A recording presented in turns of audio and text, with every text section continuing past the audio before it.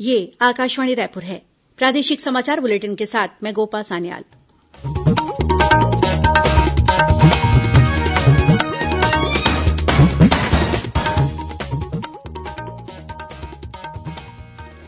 और पेश आज के मुख्य समाचार। दूसरे राज्यों में फंसे छत्तीसगढ़ के श्रमिकों की वापसी के बाद उन्हें क्वारेंटाइन सेंटर में रखा जाएगा। इसके लिए राज्य के सभी गांव के बाहर बनाए जा रहे हैं क्वारेंटाइन सेंटर। राजस्थान के कोटा से लौटे बच्चे आज से क्वारेंटाइन सेंटर से अपने घर जा सकेंगे, लेकिन उन्हें 14 दिनों तक होम आइसोलेशन में रहना होगा। राज्य के नगरीय क्षेत्रों में दिन के समय मालवाहक वाहनों के आवागमन पर रोक लगाई गई और देश में इंजीनियरिंग और मेडिकल प्रवेश परीक्षाओं की तारीखों का किया गया ऐलान।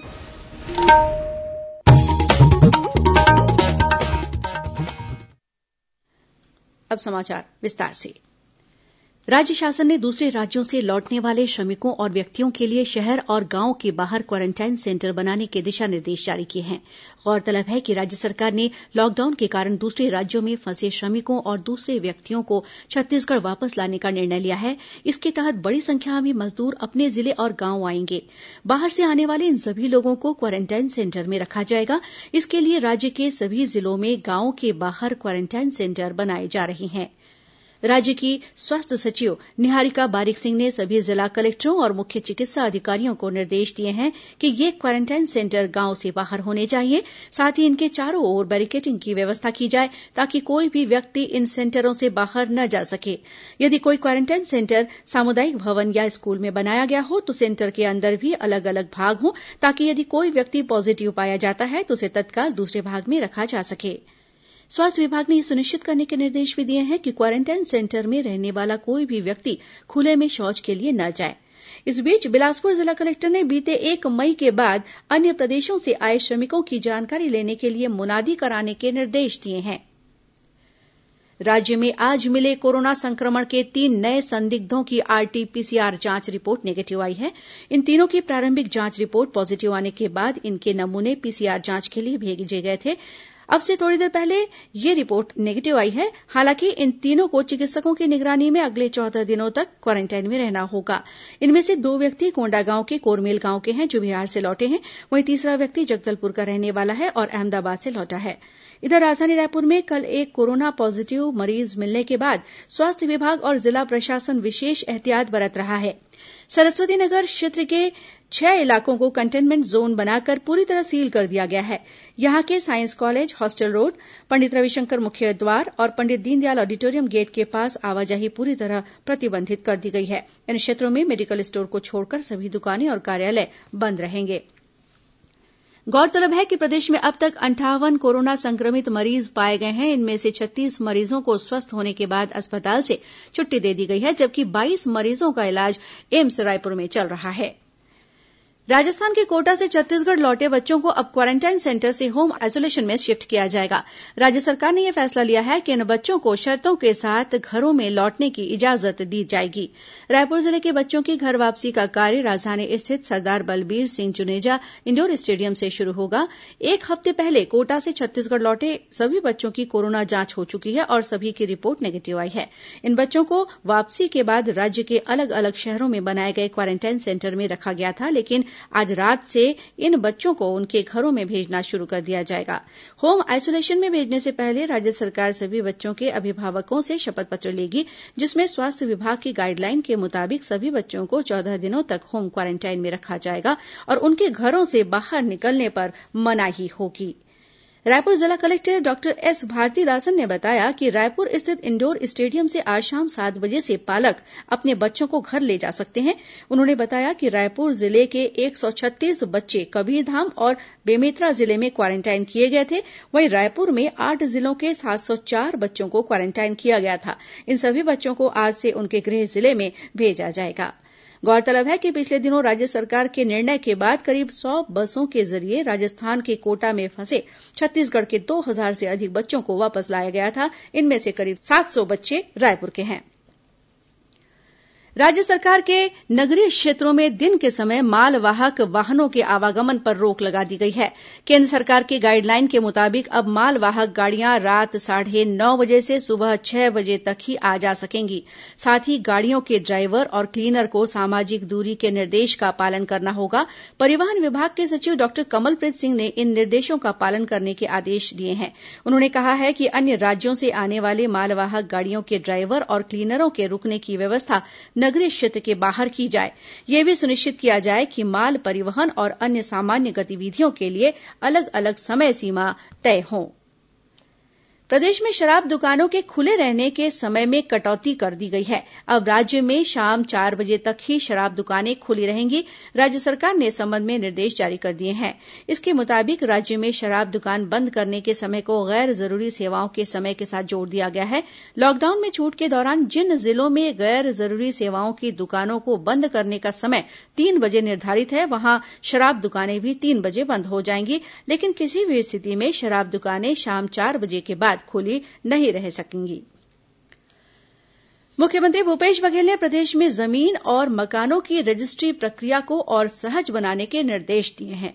उन्होंने विभागीय अधिकारियों को यह सुनिश्चित करने को कहा है कि रजिस्ट्री के लिए लोगों को दिन भर इंतजार न करना पड़े और यह काम कुछ घंटों में पूरा हो जाए। मुख्यमंत्री ने आवासीय मकानों की रजिस्ट्री शुल्क में दी जा रही 2% की छूट को जारी रखने के निर्देश दिए हैं। मुख्यमंत्री ने आज अपने निवास कार्यालय में वाणिज्य कर, राजस्व और आपदा प्रबंधन विभाग के कार्यों की समीक्षा की। बैठक में राजस्व मंत्री जयसिंह अग्रवाल ने बताया कि बीते वित्तीय वर्ष में विभाग ने 1550 करोड़ रूपये के राजस्व के लक्ष्य से ज्यादा 640 करोड़ रूपये का राजस्व अर्जित किया था। उन्होंने बताया कि लॉकडाउन की वजह से करीब 155 करोड़ रूपये की आय प्रभावित हुई है। प्रादेशिक समाचार आप आकाशवाणी रायपुर से सुन रहे हैं। छत्तीसगढ़ की खबरों से है आपका वास्ता और खबरों की विश्वसनीयता से है हमारा वास्ता। आकाशवाणी समाचार रायपुर के प्रादेशिक समाचार बुलेटिन के साथ ही हमारे समसामयिक कार्यक्रम आप रेडियो के अलावा अपने मोबाइल पर भी सुन सकते हैं। आकाशवाणी समाचार फेसबुक, ट्विटर और यूट्यूब पर भी उपलब्ध है। हमारा Facebook page Chhattisgarh news on AIR, Twitter handle CGAIR news और हमारा यूट्यूब चैनल है छत्तीसगढ़ AIR न्यूज। तो अब रेडियो के साथ ही आपके मोबाइल के जरिए भी हम पहुंच रहे हैं आप तक। छत्तीसगढ़ की हर खबर के लिए सुनते रहिए आकाशवाणी समाचार। और अब आगे बढ़ते हैं बाकी के समाचारों की ओर। कोरोना वायरस संक्रमण की रोकथाम के लिए एक ओर जहां शासन प्रशासन द्वारा लगातार एहतियाती कदम उठाए जा रहे हैं, वहीं दूसरी ओर जरूरतमंद लोग भी अपनी समस्याओं को लेकर प्रशासन के समक्ष पहुंच रहे हैं। राजनांदगांव से प्रवासी मजदूरों के पहले समूह को कल बस के जरिए झारखंड के लिए रवाना किया गया। ये मजदूर जिले में भवन निर्माण कार्य करते थे। पहले चरण में 21 मजदूरों को भेजा गया है। जिला प्रशासन के अनुसार अन्य मजदूरों को भी जल्द भेजा जाएगा। इस बीच इसी जिले के साल्हेवारा स्थित सिंगबोरा गांव के क्वारेंटाइन सेंटर से एक युवक फरार हो गया है।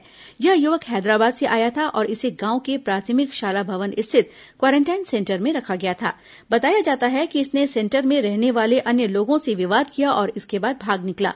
फिलहाल पुलिस इसकी तलाश कर रही है। वहीं दूसरे राज्यों और प्रदेश के अन्य जिलों से विभिन्न प्रकार की सामग्री लेकर आने वाले वाहनों को अब सीधे राजनांदगांव शहर में प्रवेश की अनुमति नहीं होगी। इन वाहनों को सबसे पहले ट्रांसपोर्ट नगर में अपनी जानकारी देनी होगी। जिला कलेक्टर जयप्रकाश मौर्य ने बताया है कि निर्देशों का उल्लंघन करने पर नियमानुसार कड़ी कार्रवाई की जाएगी। राजनांदगांव के मोहारा में आज भारतीय जनता युवा मोर्चा के कार्यकर्ताओं ने शराब दुकानें खोले जाने का विरोध किया। मोर्चे के कार्यकर्ता धरने पर बैठे रहे। इस बीच राजनांदगांव में ही पुलिस के जवान दूसरे राज्यों से आने वाले श्रमिकों की हर संभव मदद कर रहे हैं। इन जवानों द्वारा रैन बसेरा में मजदूरों के खानपान की व्यवस्था के साथ ही अन्य जरूरी सुविधाएं भी मुहैया कराई जा रही हैं। उधर रायगढ़ जिले के मुख्य चिकित्सा और स्वास्थ्य अधिकारी डॉक्टर SN केशरी ने बताया है कि करीब 700 लोगों के नमूने RT-PCR से जांच के लिए भेजे गए हैं, जिसमें से 586 व्यक्तियों की रिपोर्ट नेगेटिव आई है। शेष नमूनों की जांच रिपोर्ट आना बाकी है। उन्होंने बताया कि जिले में अब तक कुल 49,000 से अधिक घरों का सर्वे पूरा कर लिया गया है और सर्दी, खांसी तथा बुखार के लक्षण वालों को चिन्हांकित कर सूची तैयार की जा रही है। मुख्य चिकित्सा अधिकारी ने बताया कि कोरबा और कटघोरा से आने वाले लोगों को होम क्वारेंटाइन में रखकर उनकी हर दिन जांच की जा रही है। जिले में अब तक कोरोना संक्रमण का एक भी मामला सामने नहीं आया है। वहीं दुर्ग जिले में कोरोना वायरस के जो 8 संक्रमित मरीज पाए गए हैं उनके संपर्क में आए 127 लोगों को क्वारेंटाइन में रखा गया है। इनमें स्वास्थ्यकर्मी, शासकीय कर्मचारी के साथ ही मरीजों के परिजन भी शामिल हैं। सभी के सैंपल लेकर जांच के लिए प्रयोगशाला भेज दिया गया है। इन मरीजों के रिहायशी क्षेत्र को सील कर पूरे इलाके को सैनिटाइज किया गया है। साथ ही इन क्षेत्रों में घर घर जाकर स्वास्थ्य परीक्षण भी किया जा रहा है। आज पहले दिन करीब 1000 घरों में सर्वे किया गया। यह कार्य आगामी 2 दिनों में पूरा करने का लक्ष्य रखा गया है। सर्वे कार्य के लिए स्वास्थ्य विभाग की मितानिन कार्यकर्ता, महिला और बाल विकास विभाग के सुपरवाइजर तथा आंगनबाड़ी कार्यकर्ताओं की ड्यूटी लगाई गई है। इधर धमतरी जिले में लॉकडाउन के दौरान मिली छूट के बाद निर्धारित समय पर अधिकांश दुकानें खोली जा रही हैं, लेकिन ठेला और चौपाटी लगाने का काम अभी भी बंद है। भखारा नगर पंचायत क्षेत्र में ठेला चौपाटी व्यवसाय से जुड़े लोगों ने नायब तहसीलदार से उन्हें दुकान खोलने की अनुमति देने के लिए ज्ञापन सौंपा है। कोरिया जिले में फंसे झारखंड के श्रमिकों को भी बसों के जरिए आज रवाना कर दिया गया। जिला कलेक्टर ने बताया कि गढ़वा जिला कलेक्टर ने श्रमिकों की सूची जारी की थी। इसके आधार पर झारखंड के 37 लोगों को स्वास्थ्य जांच के बाद रवाना किया गया। इसी तरह महासमुंद जिले की बागबाहरा पुलिस ने ओडिशा के बरगढ़ से पैदल मध्यप्रदेश जा रहे मजदूरों को घर तक पहुंचाने की व्यवस्था की है। वहीं इसी जिले में जिला प्रशासन ने कल 6 मई को 50 शादी समारोह के लिए सशर्त अनुमति दी है। राष्ट्रीय cadet corps NCC CG battalion के विद्यार्थी भी कोरोना से जंग जीतने की मुहिम में अहम भूमिका निभा रहे हैं। इन कैडेटों ने दुर्ग भिलाई में कोरोना संक्रमण से बचाव के लिए लोगों को सोशल डिस्टेंसिंग का पाठ पढ़ाया। सीजी बटालियन एनसीसी दुर्ग कमांड अधिकारी कर्नल राजेश सेठी ने एनसीसी कैडेटों की 3 टीमें बनाई। इसके बाद इन कैडेटों ने इंदिरा मार्केट, सिकोला भाटा और सुपेला मार्केट में लोगों को मास्क पहनने और हाथों को बार बार धोने के प्रति जागरूक किया। एनसीसी कैडेटों ने दुकानों में भीड़ बढ़ने पर आम जनता को बार बार सामाजिक दूरी बनाने की हिदायतें भी दी। खास बात यह है कि एनसीसी के वरिष्ठ अधिकारियों ने मौके पर उपस्थित रहकर कैडेटों का उत्साह बढ़ाया। देश में इंजीनियरिंग और मेडिकल प्रवेश परीक्षाओं की तारीख का ऐलान कर दिया गया है। केंद्रीय मानव संसाधन विकास मंत्री रमेश पोखरियाल निशंक ने बताया कि जेईई की मुख्य परीक्षा आगामी जुलाई महीने में 28 से 23 तक होगी। वहीं जेईई एडवांस की परीक्षा आगामी अगस्त महीने में होगी, जिसकी तारीखों का ऐलान जल्द ही किया जाएगा। श्री निशंक ने बताया कि मेडिकल कॉलेजों में दाखिले के लिए राष्ट्रीय पात्रता सह प्रवेश परीक्षा नीट आगामी 26 जुलाई को होगी। केंद्रीय मंत्री ने यह भी बताया कि केंद्रीय माध्यमिक शिक्षा बोर्ड की 10वीं और 12वीं की लंबित परीक्षाओं के संबंध में भी जल्द ही निर्णय लिया जाएगा। गौरतलब है कि कोरोना संक्रमण की वजह से इन परीक्षाओं को स्थगित कर दिया गया था। प्रदेश में अशासकीय और निजी स्कूलों के लिए छत्तीसगढ़ फीस विनियमन अधिनियम का प्रारूप तय करने में आम लोगों की मदद ली जाएगी। इसके लिए इच्छुक लोग 15 मई तक स्कूल शिक्षा विभाग की वेबसाइट पर अपने सुझाव भेज सकते हैं। अधिनियम का प्रारूप बनाने के संबंध में स्कूल शिक्षा मंत्री डॉक्टर प्रेमसाय सिंह की अध्यक्षता में मंत्रिपरिषद की उप समिति की बैठक हुई। बैठक में आम लोगों से सुझाव के लिए लोक शिक्षण संचालनालय के उप संचालक एके बंजारा को नोडल अधिकारी बनाया गया। गौरतलब है कि राज्य में निजी स्कूलों की फीस विनियमन के विभिन्न पहलुओं पर विचार कर अनुशंसा देने के लिए स्कूल शिक्षा मंत्री की अध्यक्षता में 3 सदस्यीय मंत्रिपरिषद उप समिति का गठन किया गया है। महासमुंद जिले में बीते 24 घंटों के दौरान 2 अलग अलग सड़क दुर्घटना में एक महिला सरपंच सहित 2 लोगों की मौत हो गई। पहली घटना बेलसोंडा के नैया तालाब के पास हुई, जहां मनरेगा के तहत काम करने जा रहे मोटरसाइकिल सवार एक दंपत्ति को मालवाहक वाहन ने अपनी चपेट में ले लिया। मौके पर ही पति की मौत हो गई, जबकि पत्नी का इलाज अस्पताल में चल रहा है। वहीं सरायपाली ब्लॉक के रुढ़ा ग्राम पंचायत की महिला सरपंच की भी कल राफेल गांव के पास सड़क दुर्घटना में मौत हो गई। उधर राजनांदगांव जिले में चिखली पुलिस चौकी के पास कल हुए सड़क हादसे में एक पुलिस आरक्षक की मौत हो गई। यह आरक्षक गातापार क्षेत्र के खुर्सी पार का रहने वाला था और मोटरसाइकिल से गंडई थाना जा रहा था। इस दौरान मोटरसाइकिल अनियंत्रित होने से इस आरक्षक के सिर पर गंभीर चोटें आई हैं और मौके पर ही मौत हो गई। मुख्यमंत्री भूपेश बघेल ने खारून नदी को प्रदूषण मुक्त करने के साथ ही भाटा गांव से कुम्हारी तक दोनों किनारों पर एक्सप्रेस वे निर्माण के लिए सर्वे करने के निर्देश दिए हैं। उन्होंने इसके लिए कार्य योजना तैयार करने को भी कहा है। रायपुर में नगरीय प्रशासन विभाग की समीक्षा बैठक में मुख्यमंत्री ने अमृत मिशन के तहत पेयजल आपूर्ति की व्यवस्था को बेहतर बनाने के लिए संचालित कार्यों को पूरा कराने के निर्देश दिए। उन्होंने मवेशी मुक्त शहर अभियान की शुरूआत रायपुर से करने को कहा। इसके लिए रायपुर नगर निगम क्षेत्र में आगामी 1 महीने के भीतर शहरी गौठान बनाया जाएगा।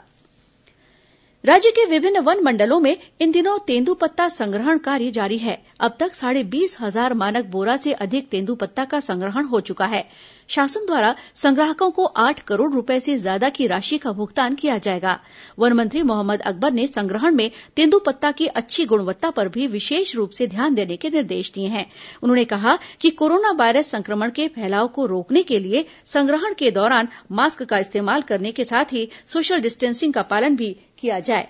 वहीं नारायणपुर जिले में भी तेंदूपत्ता संग्रहण का काम कल से शुरू हुआ है। जिला मुख्यालय से 15 किलोमीटर दूर स्थित मरदेल गांव के संग्राहकों में संग्रहण कार्य शुरू होने से उत्साह है। ग्रामीणों ने बताया कि उन्हें तेंदूपत्ता संग्रहण कार्य से आमदनी का अतिरिक्त जरिया मिलता है। अंत में मुख्य समाचार एक बार फिर। दूसरे राज्यों में फंसे छत्तीसगढ़ के श्रमिकों की वापसी के बाद उन्हें क्वारेंटाइन सेंटर में रखा जाएगा। इसके लिए राज्य के सभी गांवों के बाहर बनाए जा रहे हैं क्वारेंटाइन सेंटर। राजस्थान के कोटा से लौटे बच्चे आज से क्वारेंटाइन सेंटर से अपने घर जा सकेंगे, लेकिन उन्हें 14 दिनों तक होम आइसोलेशन में रहना होगा। राज्य के नगरीय क्षेत्रों में दिन के समय मालवाहक वाहनों के आवागमन पर रोक लगाई गई। और देश में इंजीनियरिंग और मेडिकल प्रवेश परीक्षाओं की तारीखों का किया गया ऐलान। और इसी के साथ प्रादेशिक समाचार बुलेटिन यही समाप्त हुआ। नमस्कार।